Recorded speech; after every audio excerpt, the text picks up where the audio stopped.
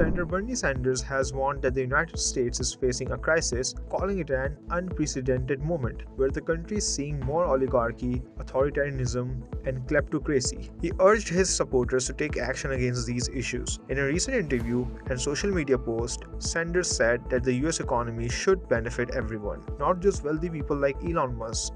He emphasized that the country is going through tough times and it's crucial to protect democracy during the critical period in American history. Thanks very much for joining me. We are living in a dangerous and unprecedented moment in American history. And I'm getting a lot of calls from people who are not only upset about what's happening, but are wondering how we best go forward. Well, let me tell you, we've got to be smart, we've got to be organized, and we've got to fight back. This is not a time for wallowing in despair and hiding under the covers. The stakes are just too high. We're not just fighting for ourselves. We're fighting for our kids, for future generations. We're fighting for the future of this planet.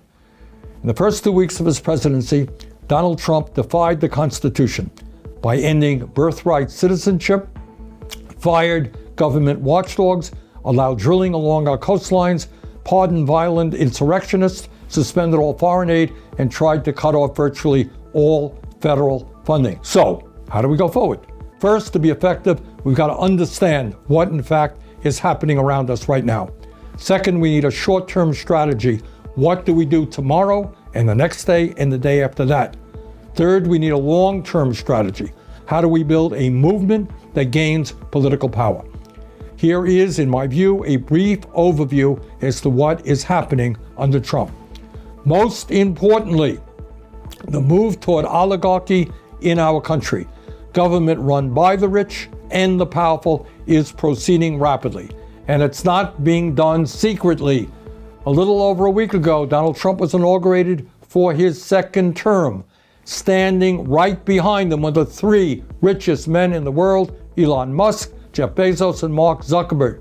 Men who have become over $200 billion richer since Trump was elected, and who now are worth almost $1 trillion more money than the bottom half of American society, 170 million people. But it's not just oligarchy that we should worry about. This country under Trump is moving rapidly toward authoritarianism. Just a few examples. In violation of the Constitution and federal law, Trump attempted the other day to suspend all federal grants and loans. That means he blocked funding for Medicaid, Head Start, food stamps, homeless veterans, etc., etc.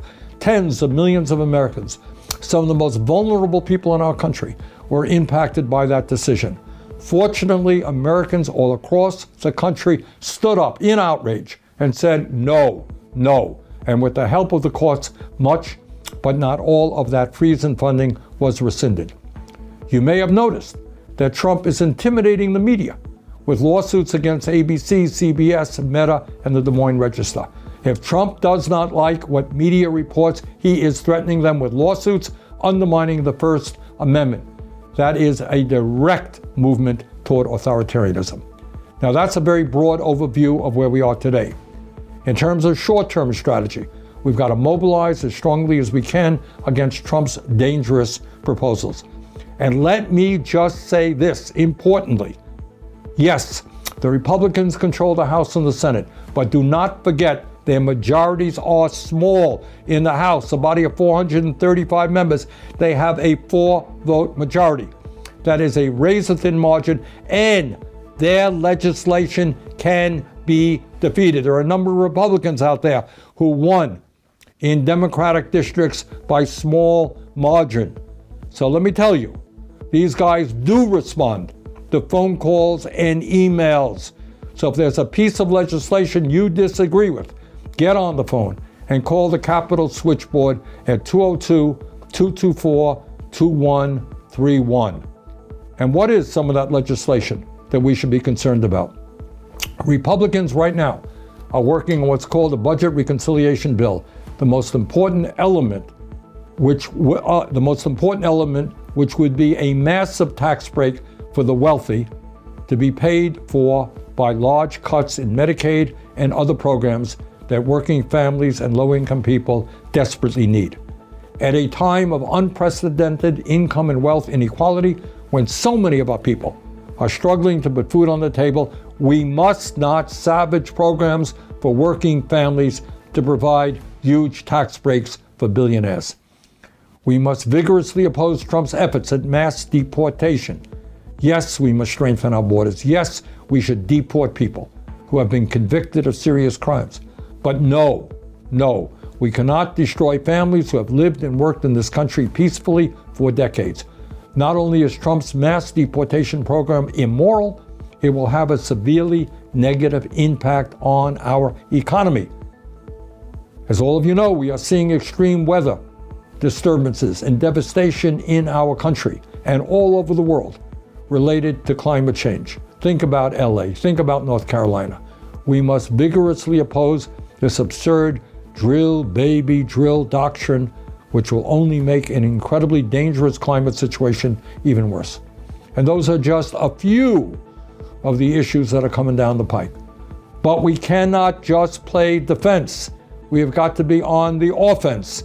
Please never forget that the agenda that we are fighting for is widely supported by working families all across this country, and we must continue to fight for that agenda.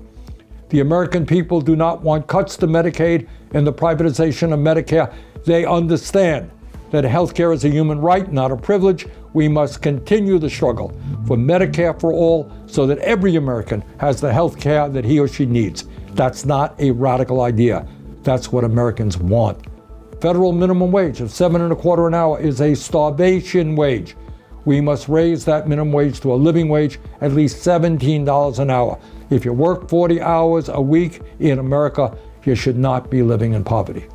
All over this country, we have a major housing crisis, and it's not just 800,000 who are homeless. It is millions of working families who are spending 40, 50, 60% of their limited incomes on housing. Instead of spending almost $1 trillion a year on a wasteful and bloated Pentagon budget, we have got to build millions of units of low-income and affordable housing. And when we do that, we put large numbers of people to work at good-paying union jobs. I could go on, but let me conclude by saying this. The United States is the wealthiest nation in the history of the world. If we stand together and oppose right-wing efforts to divide us up by our race, by our religion, our sexual orientation, or where we were born, if we stand together, there is nothing that we cannot accomplish. Bottom line, let us go forward and fight for a government and an economy that works for all, not just a few. We simply do not have the luxury of moaning and groaning. We have got to stand up and fight back. We can do it. Let's go forward together. Thank you very much.